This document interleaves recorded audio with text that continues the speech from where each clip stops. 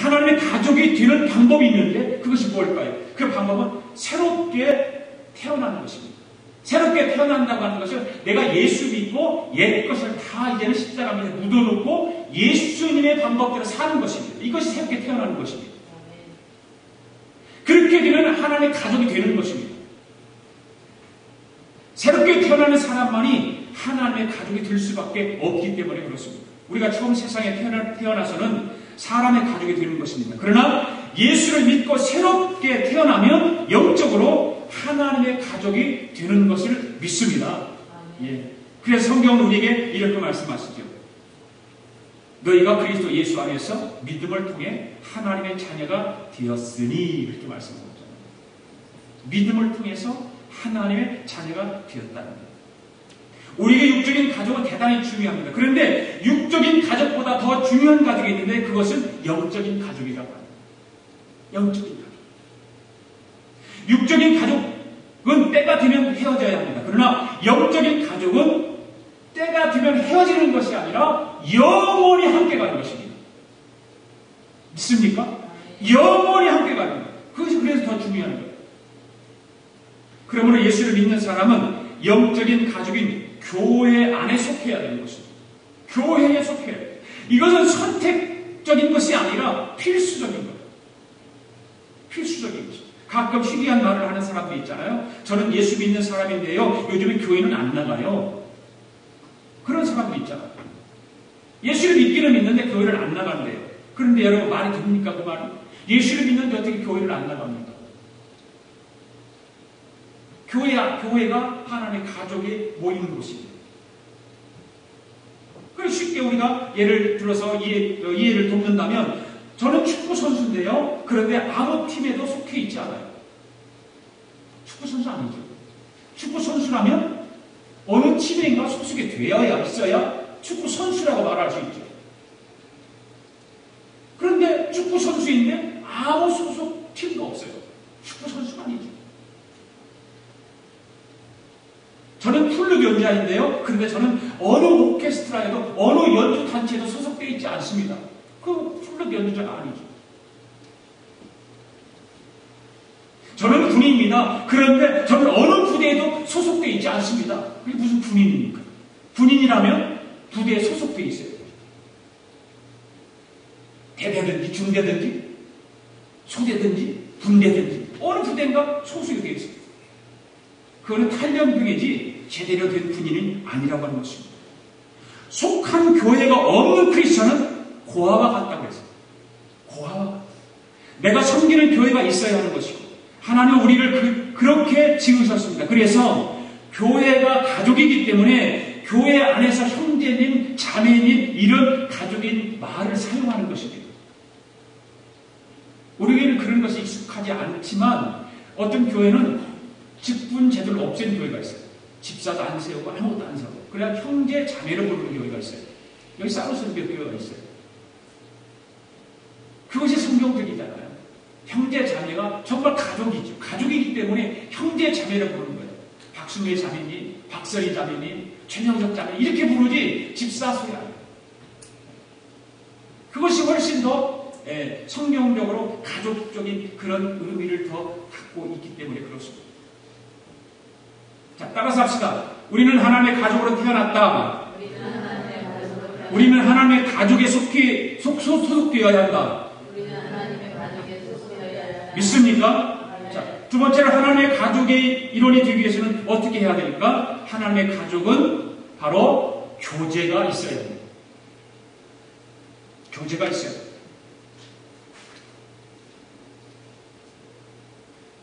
교제를 헬라어로는 코이노니아라고 해요. 코이노니아.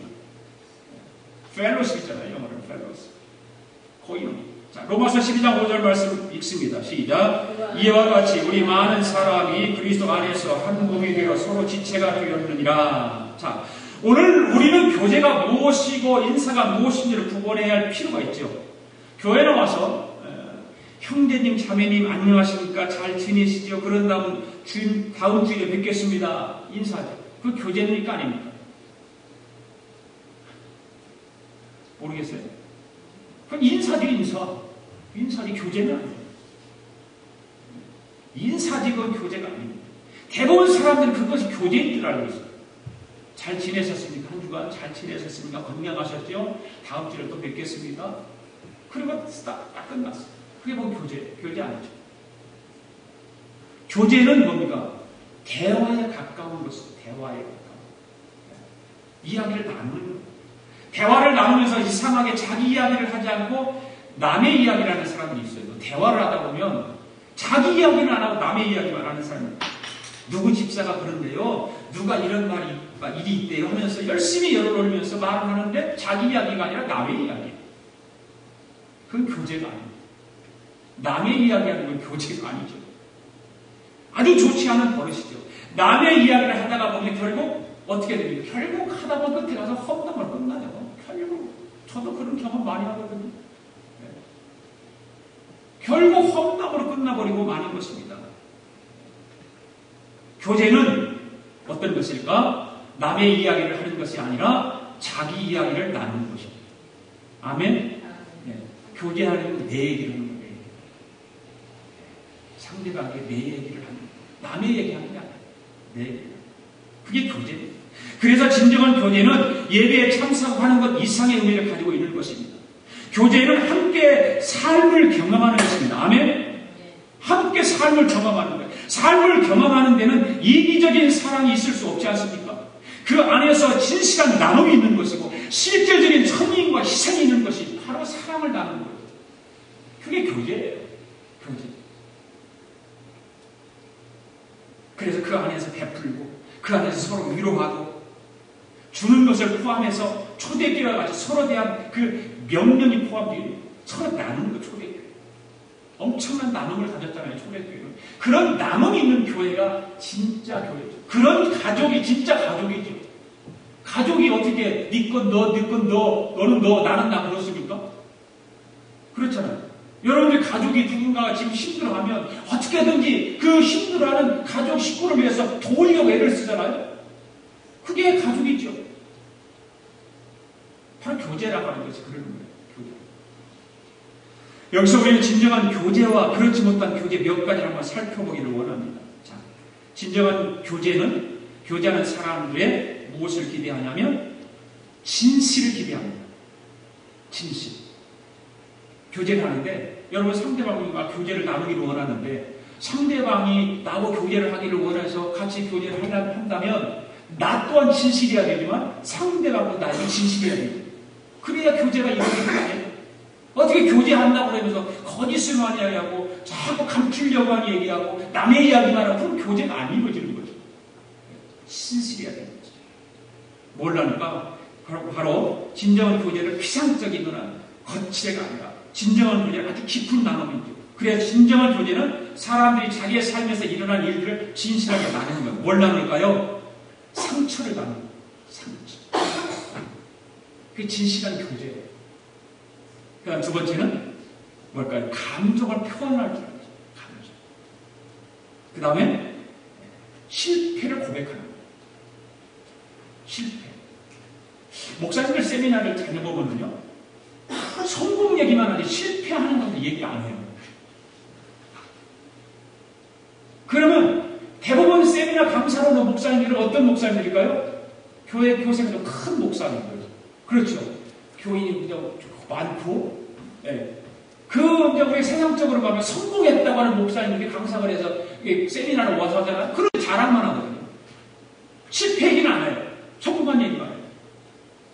그런 얘기를 듣다 보면 우리 같이 이렇게 작은 교회를 목회하는 목사님 스트레스 받아요. 왜? 실패 경험이 이야기를 안 하니까. 분명히 있을 거예요. 실패의 경험을 통해서 그렇게 올라왔기 때문에 실패한 얘기를 해야 되는데 안 한단 말이에요. 그래 교제가 안 이루어지는 거예요. 공감이 안 이루어지는 거예요. 실패. 그 다음 뭘 나눠야 될까요? 두려움을 시인할 줄도 알아야 돼요. 진실이라고 하는 그런 거예요.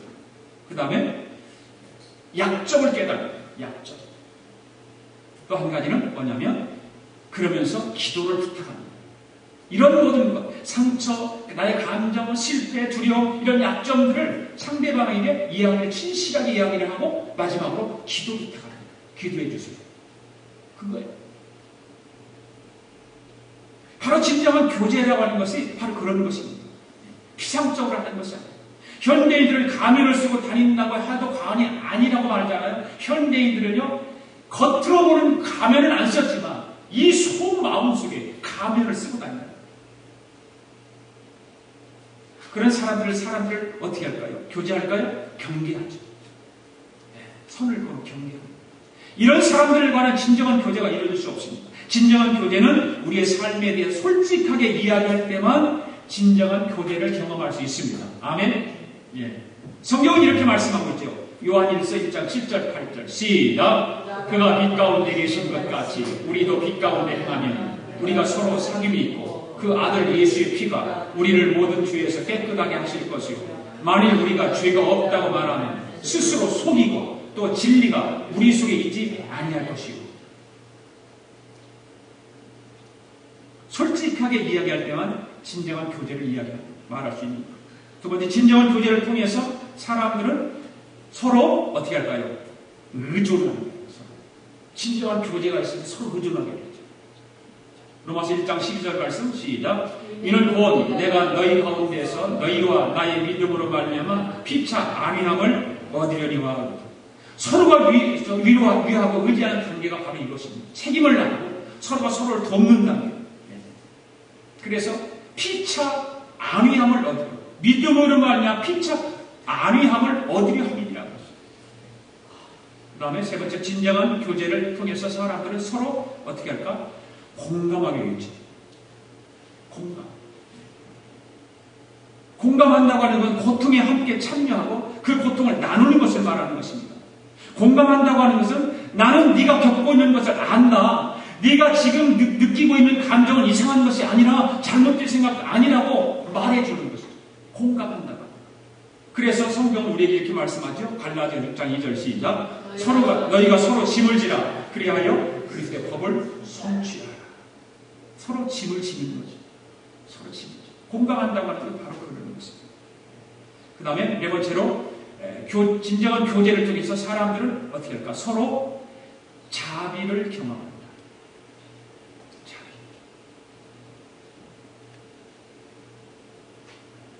우리는 용서 없이 교제를 이룰 수 없잖아요. 자비라고 하는 거는 용서, 사랑 그런 거잖아요. 교제를 하려면 용서를 할 줄 알아야 되죠.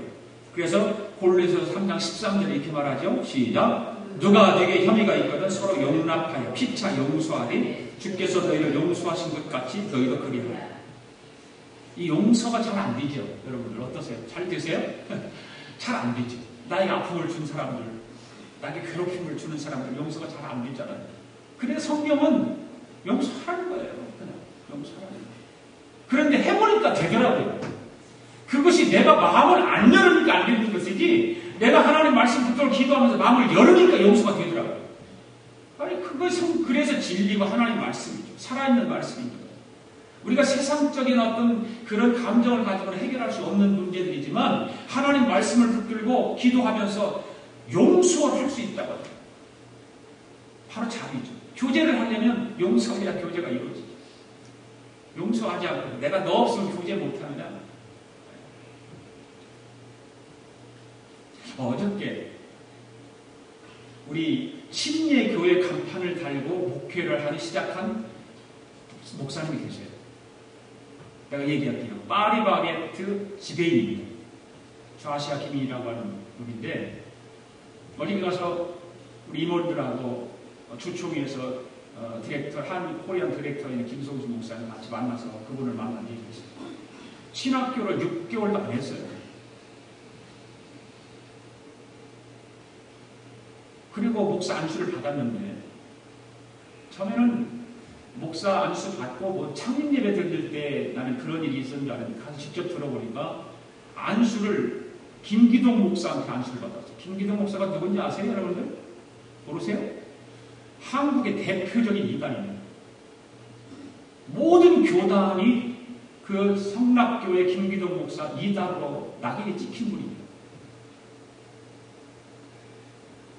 근데 이분이 그러니까 침례 교회에서 목회를 하기 위해서, 또 안수를 쉽게 받기 위해서 인터넷으로 검색해 보니까 여기 사모스의 어소시에이션을 알게 됐어요.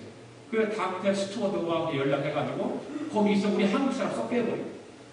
미국 사람들끼리 이야기해가지고 자기가 옛날에 신앙생활했던 김기동 목사를 불러다가 이야기는 지나가는 길에 좀 들려서 해달라고 했다는데 안 해요. 그래서 우리 협의회